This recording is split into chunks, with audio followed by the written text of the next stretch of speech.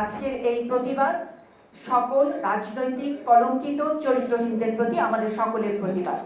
আর আমরা এই রাজনৈতিক চরিত্রটা একটু ঠিক করতে চাই।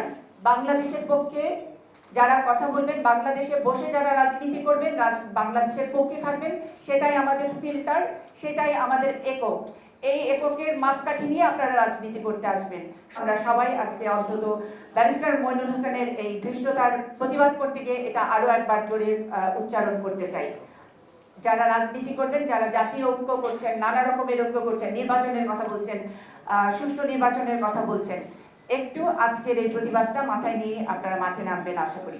সামনে নির্বাচনের আগে আমরা যেটা বললাম যে মরাল টার্পিটিউডের আন্ডারে কি অপরাধ আমরা ইনক্লুড করব, বিকজ আমাদের ইলেকশন কমিশন বলেন যে কনভিকশন হয়ে গেলে মরাল টার্পিটিউডে আপনি ইলেকশন করতে পারবেন না।